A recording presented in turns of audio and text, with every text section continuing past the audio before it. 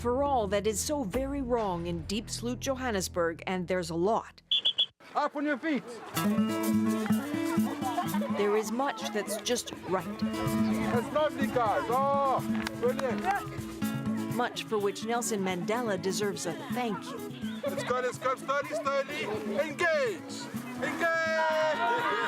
And South Africans don't have to be old enough to remember, to be old enough to know exactly what he did for them.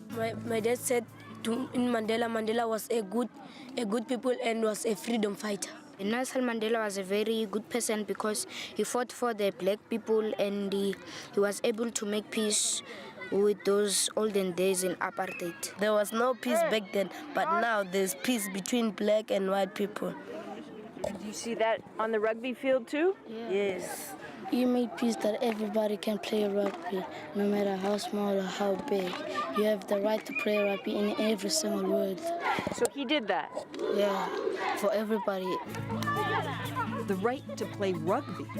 For these kids to be immersed in the joy of the game is another of Mandela's great gifts to his nation, and an unlikely one.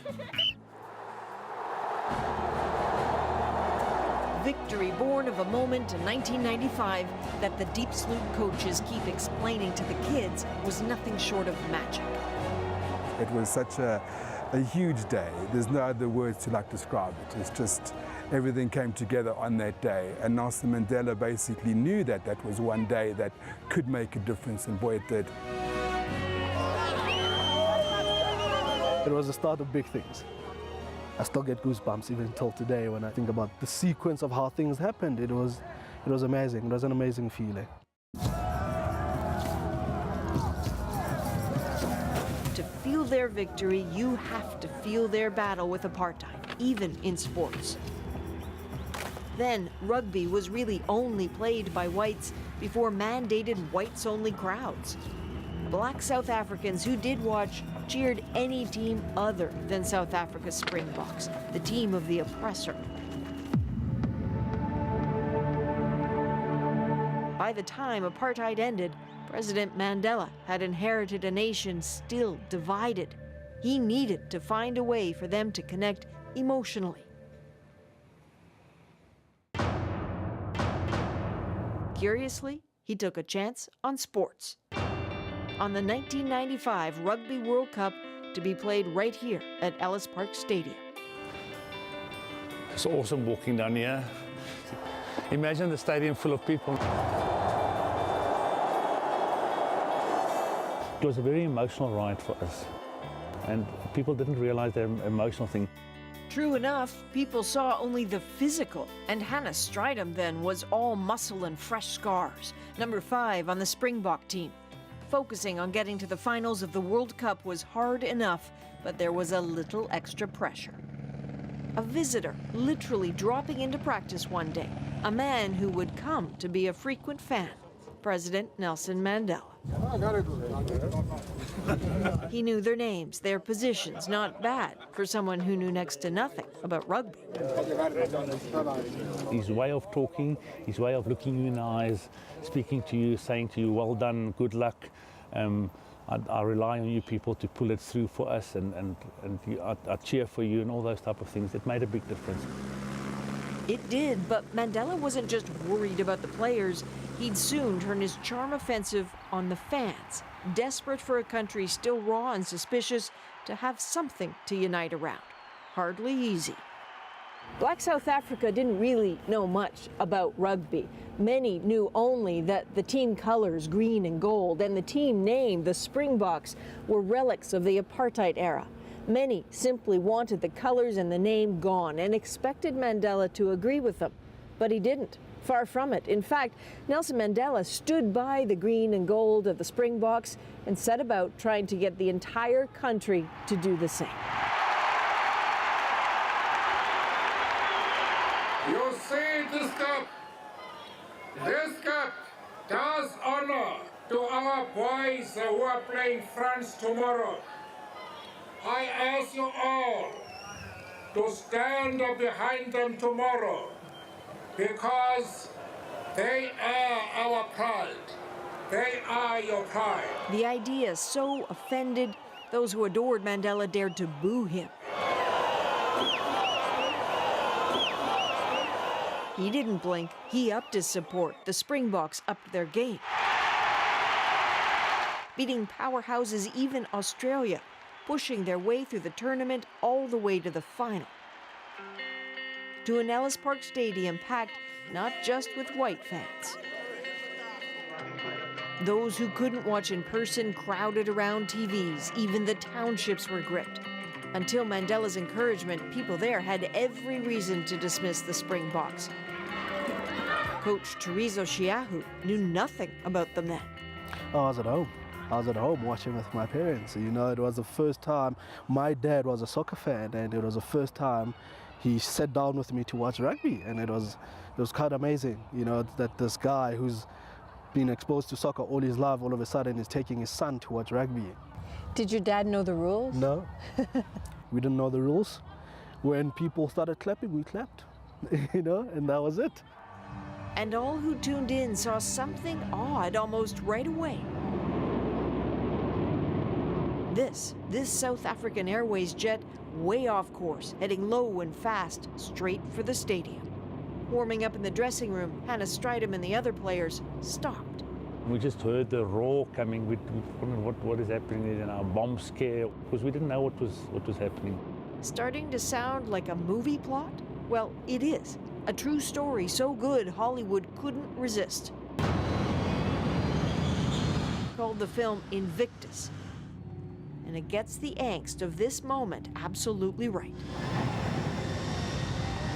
With a country that had been on the brink of civil war, easy to think something horrible was about to happen.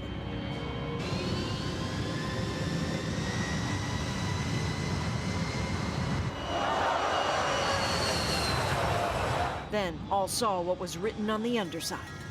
Good luck, box. Not a threat, just joy.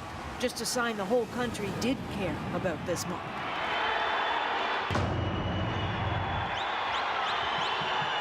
The crowd primed, the players moved onto the field through a sea of the new South African flags. Followed moments later by this. Mandela in the jersey of the Springboks captain, connecting with the team. There's Hannah Strydom, by the way.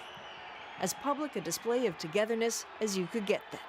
Coach Trevor Vandenberg is still giddy about that moment.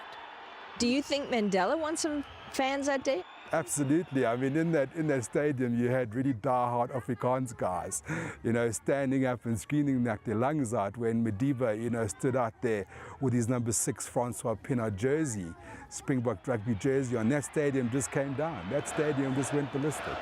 It was huge.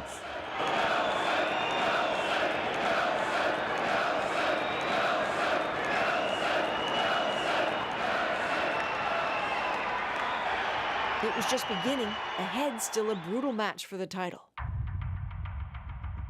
New Zealand, known as a stronger team.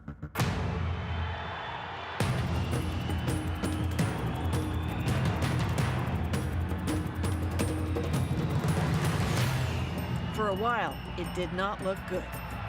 Many braced for yet another disappointment. It's the crucial scrum. But then a window, and it all started to work. Back it comes to Strensky. Up goes the kick. One glorious drop kick and victory. South Africa have won the World Cup. The new South Africa had a new reason to be as one.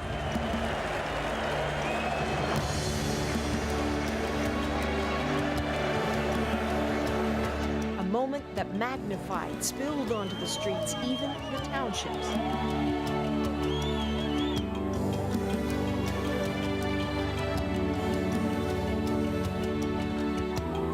This is what Mandela wanted to see. More, he wanted it to last, wanted that victory party to be the start of better, forgiving times.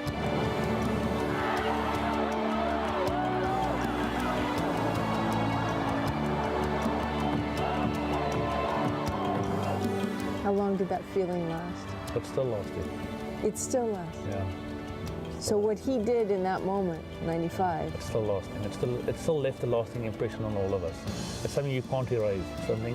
It was so unique. It was so fantastic to be done. It's still in our minds. It's still in our hearts. Stadium, which was Clearly, still in Coach Chorizo Shiahu's heart. You know what? Actually, I still get goosebumps even till today when I think about that plane. I think about that drop goal. You know, just the sequence of how things happened. It was amazing. It was an amazing feeling.